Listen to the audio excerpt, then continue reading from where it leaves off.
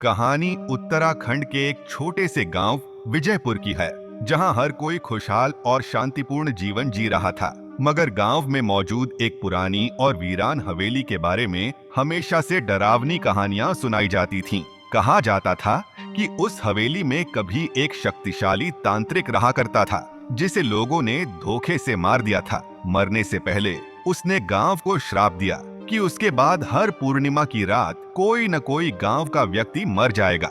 लोगों को यकीन नहीं था, मगर तांत्रिक के मरने के बाद से ही हर पूर्णिमा को अजीब घटनाएं घटने लगीं।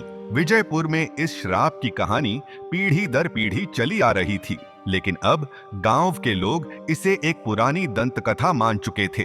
गांव का एक युवा लड़का राहुल, जो हाल ही में शहर से लौटा था, इन कहानियों पर विश्वास नहीं करता था। वह पढ़ा लिखा और आधुनिक विचारों वाला था। उसने तांत्रिक के श्राप और हवेली की कहानियों को अंधविश्वास मानकर नजरअंदाज कर दिया। लेकिन एक दिन गांव में फिर से किसी की मृत्यु हो गई, और वो भी पूर्णिमा की रात को। इस घटना ने राहुल के मन में हलचल मचा दी। उसकी मां ने उसे कई बार चेताया कि वह इस मामले में हस्तक्षेप न करे, क्योंकि तांत्रिक का श्राप अभी भी सक्रिय है। लेकिन राहुल ठान चुका था कि वह सच का पता लगाएगा। राहुल ने अपने दोस्त विक्रम के साथ मिलकर तांत्रिक की हवेली की जांच करने का निर्णय लिया। विक्रम थोड़ा डरपोक था, लेकिन राहुल की जिद के आगे वह भी तैयार हो गया। पूर्णिमा की रात जब गांव के सभी लोग अपने घरों में दुबक कर बैठे हुए थे, राहुल और विक्रम ने हवेली में घुसने का साहस किया। हवेली एकदम वीरान और टूटी फूटी थी।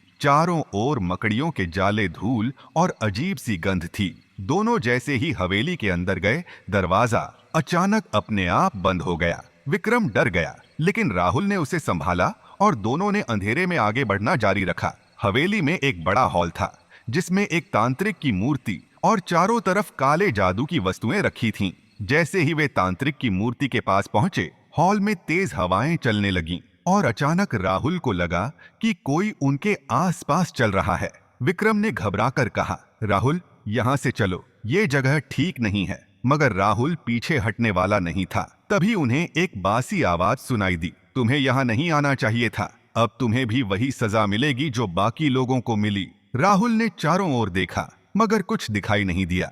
आवाज फिर आई, मैं तांत्रिक हूँ और मेरा श्राप आज भी जिंदा है। तभी अचानक हॉल में रखी तांत्रिक की मूर्ति में हलचल होने लगी, और एक भयानक काले धुएं से बनी आकृति उनके सामने प्रकट हुई। तांत्रिक की आत्मा उनके सामने थी। तांत्रिक ने राहुल और विक्रम को बताया कि जब वह जिंदा था, गांव वालों ने उसे धोखे से मारा था। तांत्रिक ने सोने और धन के लालच में कुछ गांव वालों के लिए तांत्रिक क्रियाएं की थी। लेकिन जब तांत्रिक ने उनका धन चुराने का प्रयास किया, तो गांव वालों ने उसे बेरहमी से मार दिया और उसकी आत्मा को इसी हवेली में कैद कर दिया। मरते वक्त तांत्रिक ने गांव को श्राप दिया कि हर पूर्णिमा की रात एक गांव वाले की मृत्यु होगी, और यह श्राप तब तक जारी रहेगा जब तक कोई इस रहस्य को नहीं सुलझाता। राहुल ने हिम्मत जुटाकर पूछा, तुम्हें शांति कैसे मिल सकती है? तांत्रिक की आत्मा ने कहा, जिस दिन मुझे न्याय मिलेगा, उस दिन मेरा श्राप टूटेगा।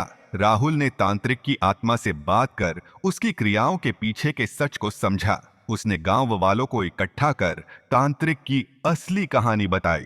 गांव के बुजुर्गों ने इस बात को स्वीकार किया कि उनके पूर्वजों ने तांत्रिक के साथ अन्याय किया था। उन्होंने पूरे गांव के सामने तांत्रिक की आत्मा से माफी मांगी। तांत्रिक की आत्मा ने धीरे धीरे अपने श्राप को वापस लिया और कहा, अब मेरी आत्मा को शांति मिलेगी। उसकी काली धुएं की आकृति धीरे धीरे गायब होने लगी, और हवेली में एक अजीब सी शांति छा गई। राहुल और विक्रम ने गांव को तांत्रिक के श्राप से मुक्त करा दिया था। हवेली में अब कोई बुरी आत्मा नहीं थी, और गांव में फिर से शांति लौट आई। तांत्रिक की कहानी अब एक पुरानी याद बन गई, जिसे लोग फिर से कभी भूलने के लिए तैयार नहीं थे।